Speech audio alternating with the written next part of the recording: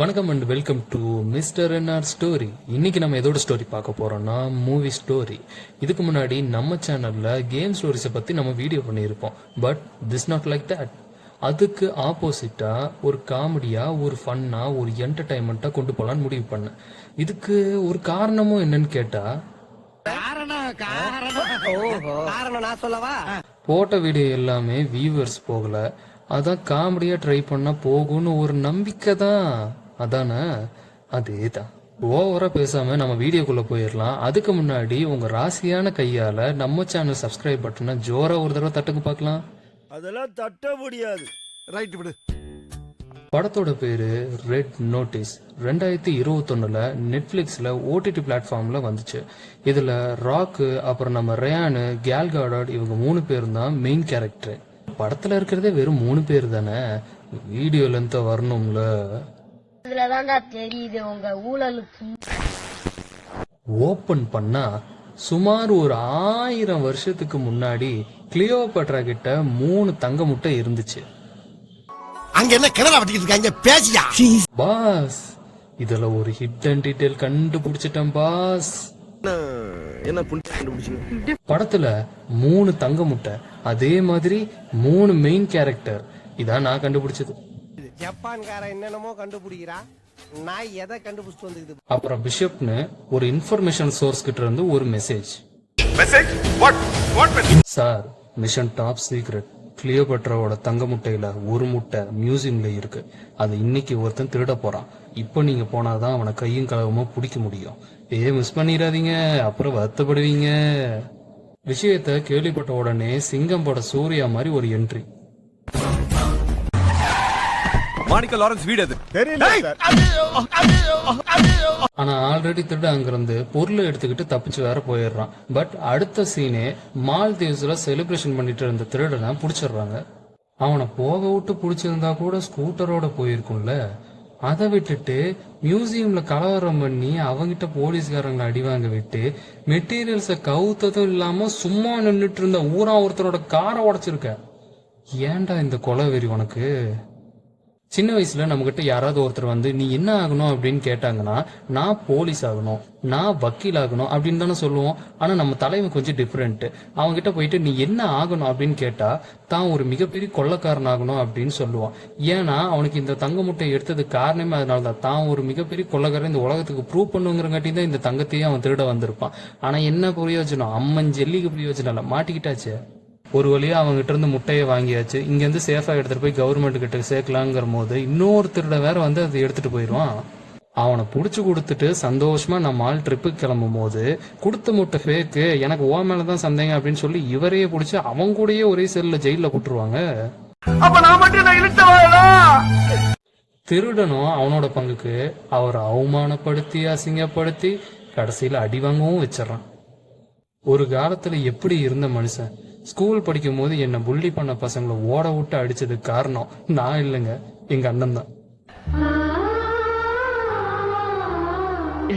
அடுத்து அங்கதான் முட்டையை உண்மையால திருடினவனோட என்ட்ரி. குட்டி நல்லா இருக்குது ரோய், போனா இந்த மாதிரி குட்டியோட பெங்களூர் போகணும்.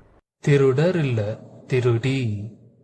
முட்டையை எடுத்தது நான் தான், உன்னை மாட்டி விட்டது நான் தான், அடுத்த முட்டையும் எடுக்க போற, முடிஞ்ச தப்பிச்சுக்க ஜெயிச்சுக்கன்னு சவால் விட்டுட்டு போக இவளுக்கு முன்னாடி நாம முந்திக்கிட்டு முட்டையை எடுத்து கவர்மெண்ட் கிட்ட கொடுத்து இழந்த நம்ம வேலையையும் நம்ம மானத்தையும் மீட்டு எடுக்கணுங்கிறதுக்காக அந்த திருடங்கிட்டே போய் உதவி கேட்கற நிலைமையாகி போகுது.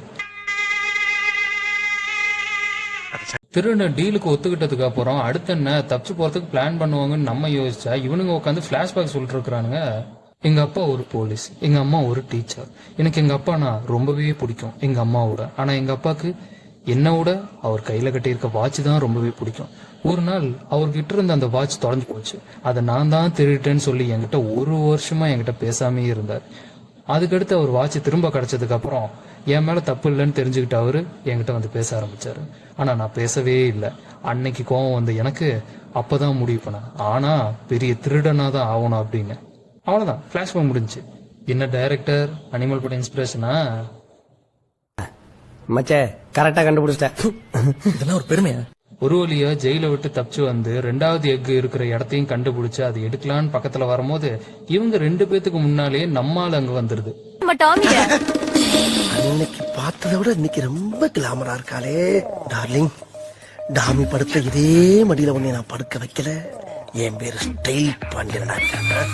அந்த பொண்ணை தாண்டி போய் அந்த எக் எடுப்பாங்கன்னு பார்த்தா 2 பேர் போய் அந்த பொண்ணுகிட்ட அடி வாங்கினது மிச்சம். சொல்லிக்கோ, இதுக்காக நான் வெக்கப்பட மாட்டேன், வேதனைப்பட மாட்டேன், துக்கப்பட மாட்டேன், துயரப்பட மாட்டேன்டா. ரொம்ப அடிக்கிறான்டா இவன். பாஸ் இதுக்கு ஒரு காரணமும் இருக்கு, பின்னால சொல்றேன். திருடி கேங் கிட்ட இருந்து மாட்டி அங்கிருந்து தப்பிச்சு 2 எக் நக்கிட்டு போயிடுச்சு. 3வது எக் எங்க இருக்குன்னு சொல்லுடான்னு கேட்டா நம்ம திருடன் தெரிஞ்சிருந்து சொல்ல மாட்டேன்றான். சும்மாலாம் இவன் கேட்டா சொல்ல மாட்டான் அப்படின்னு சொல்லி நம்ம ராக்கு மாமாவும் கையை காலை வச்சுட்டு சும்மாலாம அவனை அடிக்க. சரி, அடி வாங்கினதுக்கு அப்புறமாவது சொன்னானா? சொல்லல.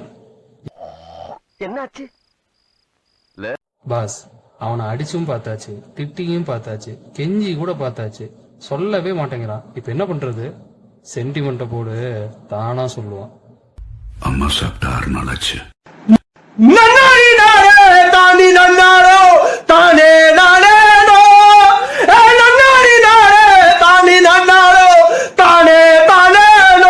காம்ப்ரமைஸ் ஆகி காட்டுக்குள்ள ரகசியமா புதஞ்சு கிடந்த எக்கை எடுக்க அங்கேயும் திருடி திரும்பவும் வந்துடுறான். வருவ, அவனுங்க திருடுற வரைக்கும் அங்கிருந்து வேடிக்கை பார்ப்ப. அவனுங்க கையில எடுத்ததுக்கு அப்புறம் சட்டுன்னு என்ட்ரி கொடுப்ப. அவனுங்கிட்ட கன் பாயிண்ட்ல நிக்க வச்சு பஞ்சு டைலாக்கா பேசுவ. திரும்பவும் அதை அவனுங்கிட்ட இருந்து வாங்கிட்டு நீ அங்கிருந்து எஸ்கேப் ஆயிடுவ. அதானே? பட் இந்த டைம் அப்படி இல்ல. ஒரு படத்துக்கு கிளைமாக்ஸ் நெருங்கும் போது அடுத்து என்ன வரும்? பார்ட் 2க்கு லீடு வரும், இல்ல போலீஸ் வரும். இன்னுமாடா இந்த டெம்ப்ளேட் நம்பு போகாமையே இருக்கு. 3 பேருமே அங்கிருந்து ஜோடியா தப்பிச்சு போக அங்கதான் மிகப்பெரிய ட்விஸ்ட். நம்ம ராக்கு மாமாவும் நம்ம திருடியும் 2 பேருமே லவ்வர்ஸ் ஆமா. இது தெரியாம இவ்வளவு தூரம் இவனை கூட்டிட்டு வந்தது ஏன்னா திருடனுக்கு மட்டும்தான் அந்த 3வது எக் எங்க இருக்குங்கிறதே தெரியும். அதனாலதான் அவனை இவ்வளவு பெருசா பிளான் போட்டு கூட்டிட்டு வந்து கடைசி நேரத்துல அவனை மட்டும் கழட்டி விட்டுட்டு அங்கிருந்து தப்பிச்சிருப்பாங்க. பாஸ், உங்களுக்கு பட்டை இல்ல, நாமமே அடிச்சிருக்காங்க பாஸ். ஓப்பனிங் சீன்லயே அவமானமா? ஆமா, இந்த முட்டை எதுக்காக இவங்க 2 பேரும் இவ்வளவு கஷ்டப்பட்டு திருடினாங்க? பிளாக் மார்க்கெட்ல பெரிய விலைக்கு விற்கவா, இல்ல உருக்கி தங்கமாக்கவா? பின்ன எதுக்குயா இது திருடினாங்க? ஈஜிப்ட்ல ஒரு பெரிய பணக்காரர், அவர் பொண்ணுக்கு கல்யாணம் பண்றாரு. அந்த பொண்ணுக்கு கிஃப்டா கிளியோபட்ராவோட தங்க முட்டையை யார் இல்லீகலா கொண்டு வந்து கொடுக்குறாங்களோ அவங்களுக்கு $300 மில்லியன் லைஃப் டைம் செட்டில்மெண்ட் ஆமா. ஏண்டா, இதுக்கு எதுக்குடா இவ்வளோ கஷ்டப்பட்டு அந்த 3 முட்டையும் உயிரை பணைய வச்சு திருடுனீங்க?